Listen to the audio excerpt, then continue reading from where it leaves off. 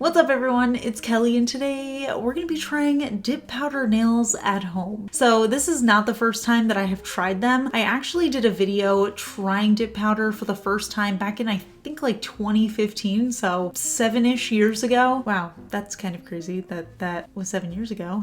But I remember it being a pretty difficult process. I struggled a lot. The end result did not turn out good at all, and I didn't try it again for several years. But more recently, probably about a year ago, I tried it again just on my own, and it ended up being such an easy process, so I figured I would do a video on it. So before we dive in, let's talk a little bit more about what dip powder is and how it's different from gels and acrylic. So basically, it's just this little jar of colored powder. Just as the name would suggest, you dip your nails into it and it creates a manicure. Obviously, there are some other steps to it, but we're going to talk about that in a few minutes. The dip powder can come in any color. It has multiple different finishes, not just your standard solid colors, but you can also do shimmers, you can do glitters. They have holographic powders. This is not like gel polish. It doesn't require any curing under a lamp. It does dry by air, and it actually dries very quickly. It's a lot faster than regular nail polish. It's also apparently more lightweight than acrylic, and in my opinion, I think it's a little bit more malleable as well, so you can be a little bit rougher on your nails. And the other interesting thing about it is that it supposedly lasts up to 3 weeks. So of course that is significantly longer than regular nail polish, which can last anywhere from a week up to 10 days depending on the brand. And it's also more than gel polish, which is supposed to last up to 2 weeks. You can use these on false nail extensions, but I'm going to be showing you guys on my regular short nails just so we can see how it performs. I actually ended up filming it twice, doing it a slightly different way each time, so I'm going to show you both and I'm going to talk about why when I do that. But yeah, like I said, there's multiple different color and finish options. I'm just going to be using a solid color because I feel like the glitters and shimmers tend to be a little bit more forgiving, and I want to be able to see all the details. I want to see exactly how it looks in the most difficult way possible. Before we dive in, just a reminder, I am not a professional. I am not a licensed nail tech. I'm just an at-home enthusiast, but this is also not a professional kit that I'm using. This is a publicly available kit that anybody can use, and it's actually pretty easy. So yeah, now let's talk about what you need, because there's actually a bunch of different products that you need for this manicure. Like I said, it is easy, but there's a lot of stuff involved. So I got this starter kit from a brand called Double Dip. This is not the only at-home kit that's available. There's a lot of different brands that do it, but I've heard that this brand is a good one, so I just picked this one up, and it's pretty much standard. Whatever brand you're gonna get mostly the same products. So you'll notice that there's the dip powders, and then there's also nail polish bottles in here. So let me talk about what each one is. So you've got your dip base, which obviously we're gonna be using as a base for our dip powder. We also have the activator, and this is what hardens the powder into what feels like a full manicure. We have the dip top coat, which is of course your top coat. And then we have a brush cleaner. This is pretty standard as well in a lot of kits. I'm gonna explain what you use that for as well. And then this kit also came with a cuticle oil. Obviously, you are gonna need your colored dip powder. I'm using this color called Rose Pink for today. It's just a soft pink solid color. There's also the clear dip powder. Now, this is actually an optional step. This is what I'm gonna be doing in one out of the 2 manicures that I'm showing you today. This is kind of like a ridge filler. If your nails have lines or ridges and you want to smooth them out before you go in with your solid color, then you definitely want to get some of the clear base. And then this kit in particular comes with a few other things. There's some extra brushes in here. You'll see why it's possible for the brushes to harden up, but I'll also show you how to clean them. And then there's a couple of different types of buffers and files that you can use. For this particular brand that I'm using, the starter kit comes with a little French dip tray. I'm not using that in this video, but I am curious about trying a French tip on a dip manicure, so maybe we can do a separate video on that. It also comes with the remover clips. I'm going to be talking about removal a little bit at the end. I'm not going to be showing you, but if you guys do want a dedicated video on how to remove dip powder, just let me know and we can do that as well. And then the last thing is a powder brush.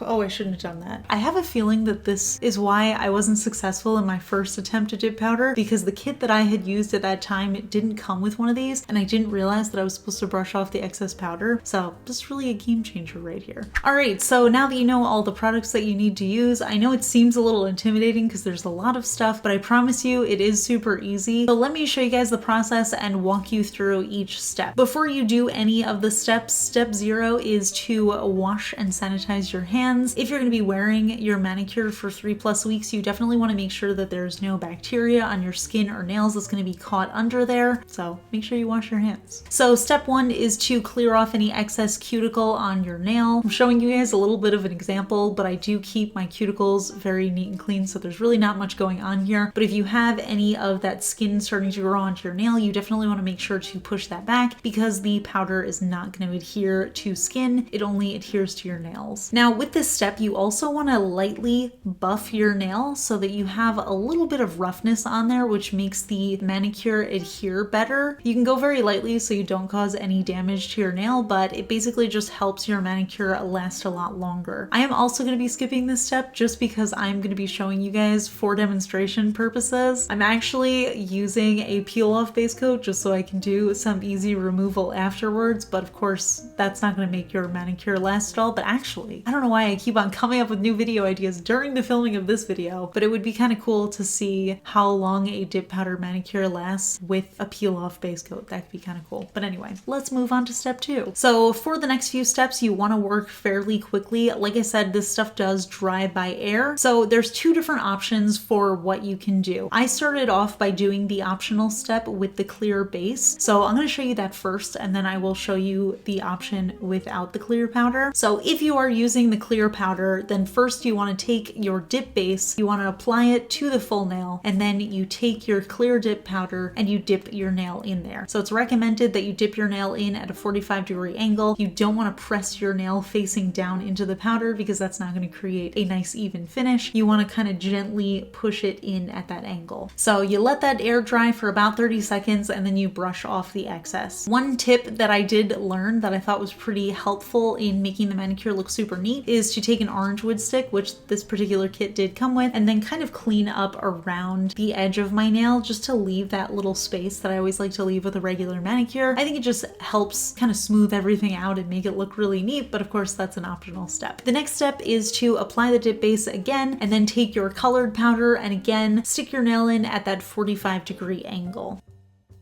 So you wait another 30 seconds, let that dry, and then you can wipe off the excess powder with that brush. And then you can repeat the steps as many times as you need to get a full coverage manicure. I ended up doing it twice for 2 coats of colored polish.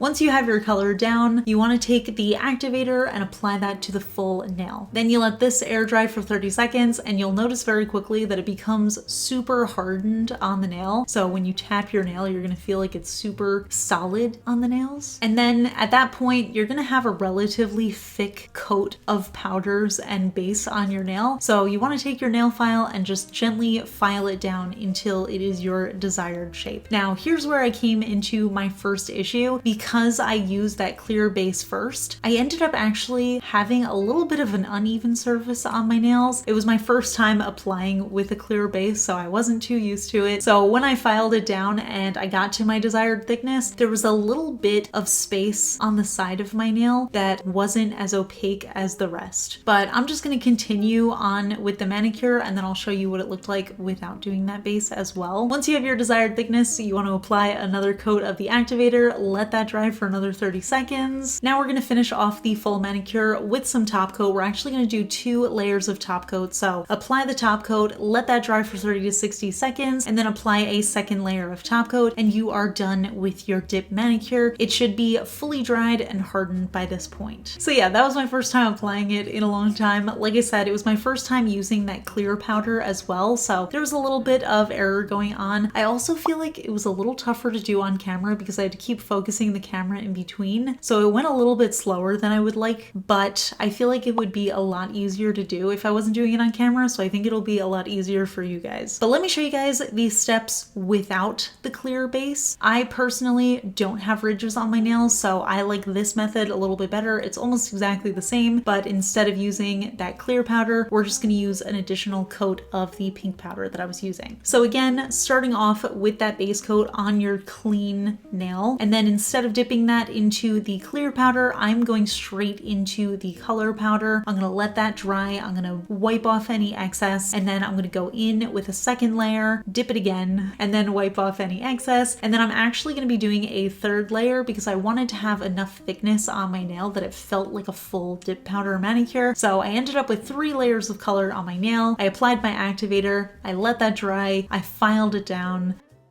Then I applied one more layer of the activator, let that dry fully, and then did my 2 coats of top coat. I was actually a lot happier with that second manicure. I feel like I could have gotten away with doing 2 coats of color without the clear powder as well. But like I said, I just wanted it to be a little bit of a thicker manicure. When you're working with dip, you definitely have a lot more on your nails than if you're just wearing regular polish or if you just have a gel manicure on. It's a lot thicker. It definitely feels a little bit more like acrylic, but like I said before, it's a little bit more lightweight. Removal of the manicure is pretty straightforward. You just file off the top layer of your manicure and then you soak your nails in acetone for 10 to 20 minutes and then it'll just kind of flake off. I didn't show you guys that because like I said, I am using peel off base coat for these examples, but I can do a video on that if you're interested without peel off base. So let's talk a little bit about the brush cleaner. When you're doing a dip manicure, sometimes using the different bottles of liquid will get contaminated with each other and it can start to harden your brush. So one example of that is when you're applying the activator and then you go in with your top coat. If there's any activator still on your nails that can get picked up by that top coat brush, it's going to harden your top coat brush. So what it's recommended that you do in between the activator and the top coat is to wipe off the nail with a lint-free wipe or a paper towel. I don't have lint-free wipes, so I just used a regular paper towel. But if for any reason you do get a little bit of hardening, that's okay. It's really easy to fix. You just take the brush cleaner, you pop off the cap that is on here, you screw on the cap of the top coat that has the hardened brush, and then you just kind of let that sit for a little bit, pick it up,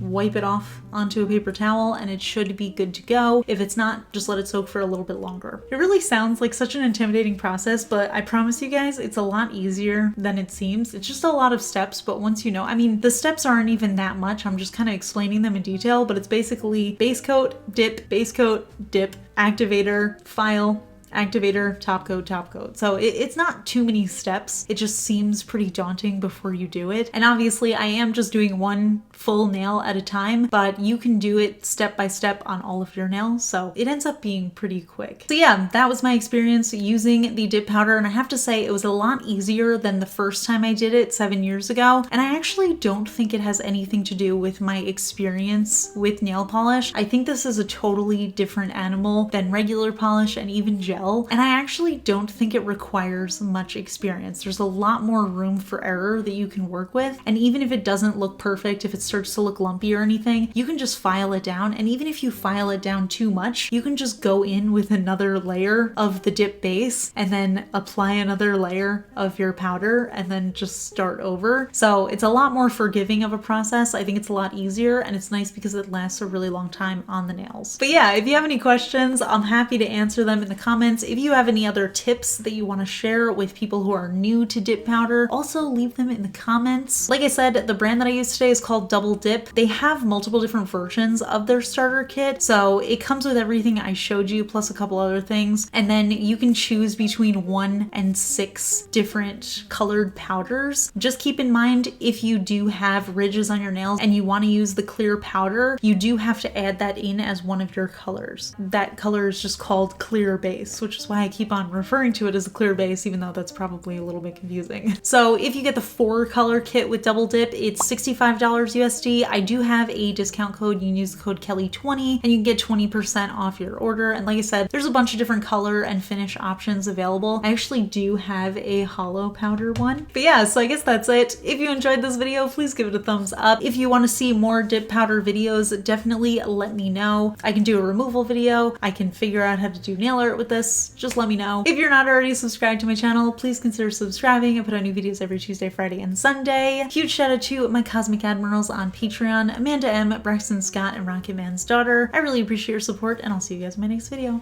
Bye. Bye. Today's fun fact question comes from Patreon supporter Life Lover, and Life Lover wants to know, what's your preferred brand of matcha? I keep trying to like it, but I feel like it's definitely an acquired taste. But it's funny because the first time I ever tried it, I used the brand that I currently use, and I feel like that's still the best one to me. So if you don't know, I recently did Vlogmas on my vlog channel, which I'm gonna link up in the cards, and I bought an advent calendar with different matcha flavors, and I did not like them. Still have a bunch of them left. Okay, so the brand I use is from Amazon. It's called Jade Leaf, and I use the culinary grade matcha. I use a half a teaspoon when I make it, so it's half a teaspoon, and then I use almond milk for the rest of it and just blend it together. And you can do it cold or hot, but that's how I like it. I like to add either honey or like a syrup, like a flavor syrup. So that's how I like to do it. I'll link the brand down in the cards for anybody who's curious to try it, but I feel like it's definitely an acquired taste, or maybe you'll like it. I don't know. When I first tried it, I liked it. It kind of tastes like a mix between tea and grass, but like in a good way. You want to sweeten it a little bit when you first try it, just so that it doesn't hit you with that full flavor. But I think the reason that I didn't love the version that I tried in the advent calendar is because it was so watered down with other flavors that I like couldn't taste the pure matcha flavor.